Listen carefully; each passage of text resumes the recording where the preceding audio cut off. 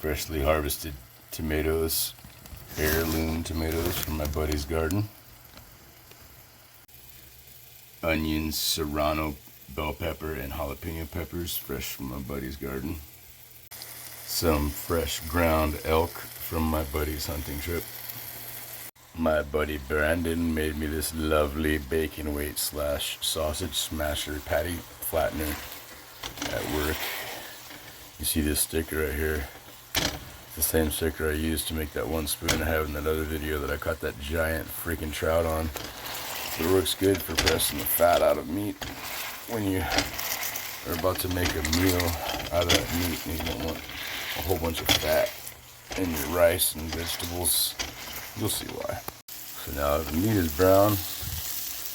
I'm going to chop it up into small chunks.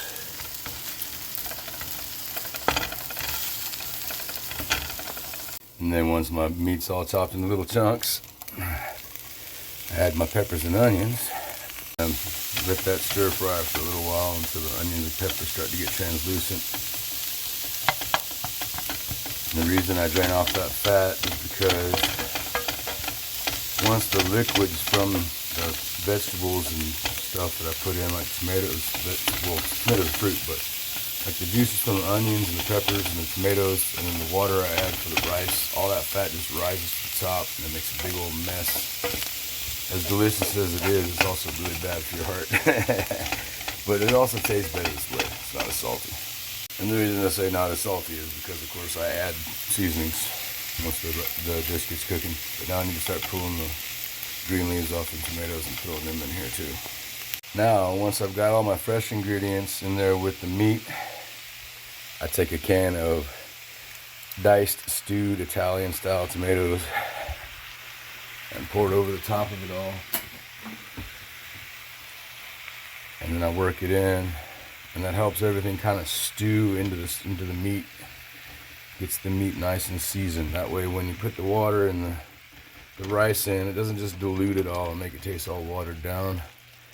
So I'll put this in here like this, and then I'll set it on a little bit of a low heat for about 20 minutes or so. And I'll stir it like every few minutes.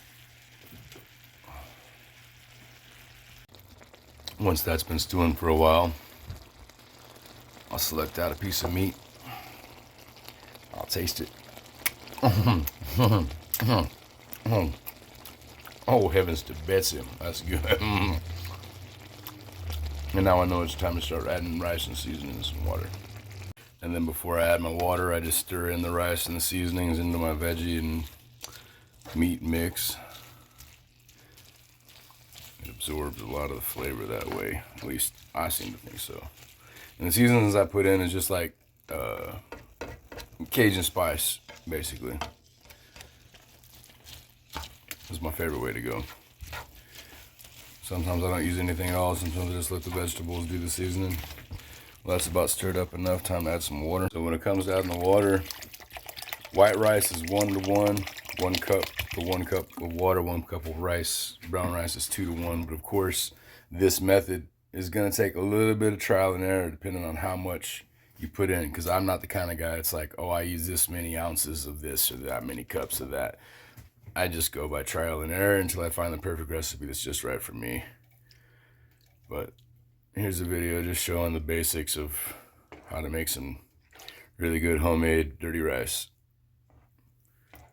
Get this boiling for a little while, and then we'll turn it down and let it simmer with a lid on it. So as that's coming to a boil, you want to kind of keep stirring it for a little while. It's a little bit tedious, but it keeps anything from sticking to the bottom of the pan, which is awesome. You don't want that to happen. You want it all cooked evenly, so it's all delicious to every last bite. But you want to keep stirring until you see bubbles across the entirety of the pan, like it is right here. So if I stop stirring, the whole thing's boiling. Because you want to make sure that rice all hits a boiling point, otherwise it won't cook all the way through. Now I need to let it boil for just a minute. And once it's boiled for a minute, once it reaches that point, then I'm going to turn the heat down and wait till it stops bubbling so furiously so I can put a lid on it without it bubbling and popping the top, making it talk a lot and spit on the counter. You want to keep stirring after you turn the heat down, because that sucker's still hot, and you'll still get stuff sticking to the bottom and burning and ruining the flavor of the whole thing. I did that once. I was like, all right, I'm just gonna go take a break, sit down, and a piece of tomato burned to the bottom of the pan.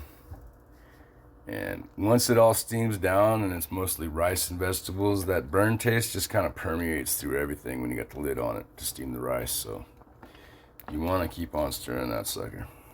Now I've got my lid on, and I use this big old bowl because it's way heavier than the lid that comes with this pan, and it keeps it from bubbling around the edges like the lid that I have that came with this pan. With the level that I got it at, where it's like the perfect amount of ingredients to make the perfect flavor, the lid that came with it, it flaps a lot and spits all over the counter. So I use this big old bowl to prevent that. Stir every once in a while. Steam it for about 25 minutes, and you get this delicious rice dish. Enjoy.